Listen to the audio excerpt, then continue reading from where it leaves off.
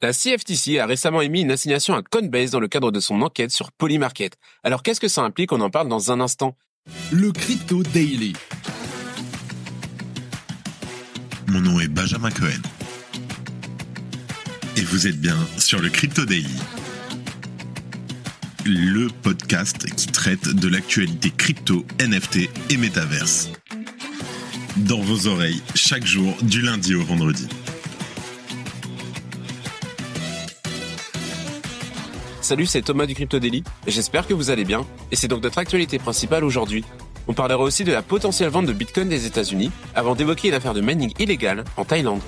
Mais avant tout ça, et comme d'habitude, le coin du marché. Here comes the money. Here we go.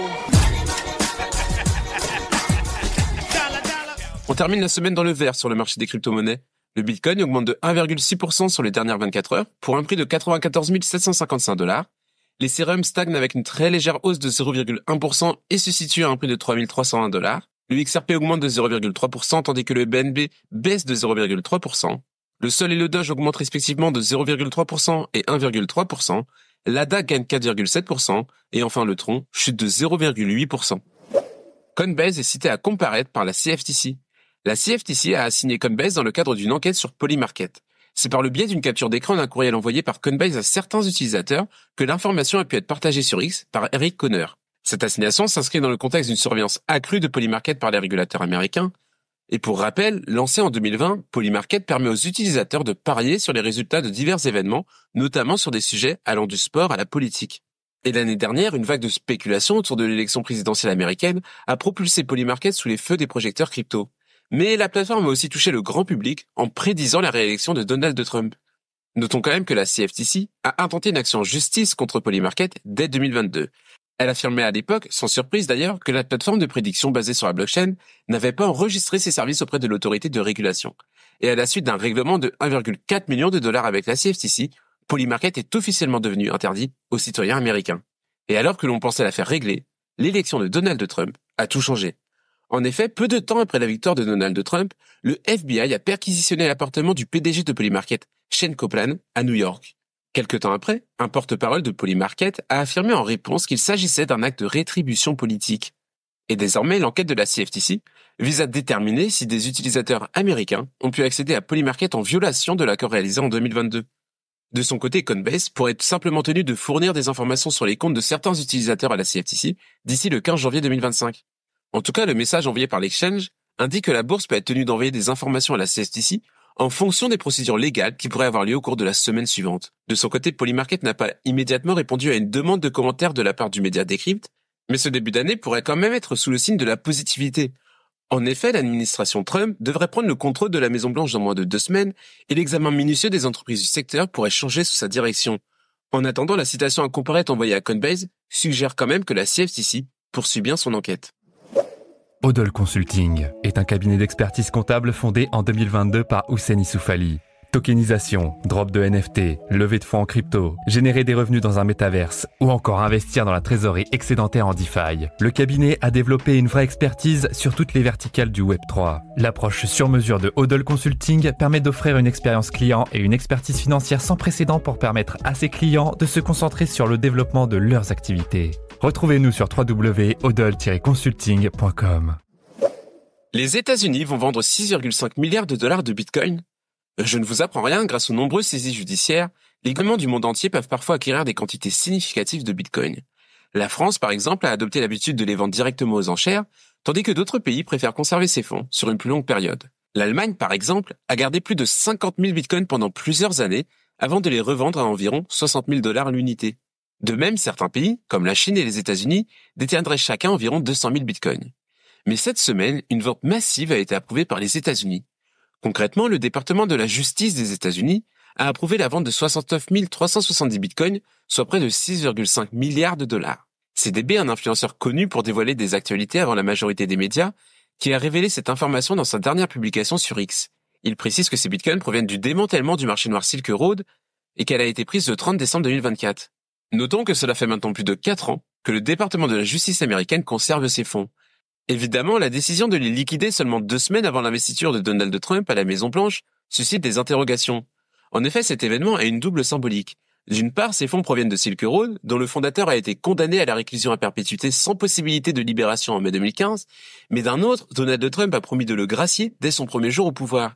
La vente de ces 69 370 bitcoins risque aussi de déplaire au sein du camp républicain puisqu'elle a pour objectif la création d'une réserve stratégique en bitcoin. Pour rappel, au mois de juillet 2024, Donald Trump lui-même a intégré cette initiative à ses promesses de campagne, et il a été largement soutenu par la sénatrice du Wyoming, Cynthia Lummis, qui avait présenté le Bitcoin Act. Ce projet de loi vise à acquérir 200 000 bitcoins sur une période de 5 ans afin de constituer une réserve stratégique d'1 million de bitcoins. En tout cas, ce qui est sûr, c'est qu'une potentielle vente massive des États-Unis fait d'ores et déjà frémir la communauté. Si tu aimes le Daily, une note et un commentaire nous aident énormément. Aussi, si tu ne veux rien rater de l'actualité, abonne-toi. La police thaïlandaise saisit 996 machines de mining de Bitcoin. Le minage de Bitcoin, bien qu'essentiel pour le fonctionnement du réseau, est aussi une activité énergivore qui suscite des débats intenses. Malheureusement, certains mineurs, dans leur quête de rentabilité, franchissent la ligne rouge comme en témoigne une récente affaire en Thaïlande. Concrètement, la police thaïlandaise a mené une opération dans les locaux de l'entreprise Jitco, basée dans la province de Chonburi. Suite à cette intervention, les autorités ont donc saisi 996 machines de mining et divers équipements utilisés pour miner du Bitcoin.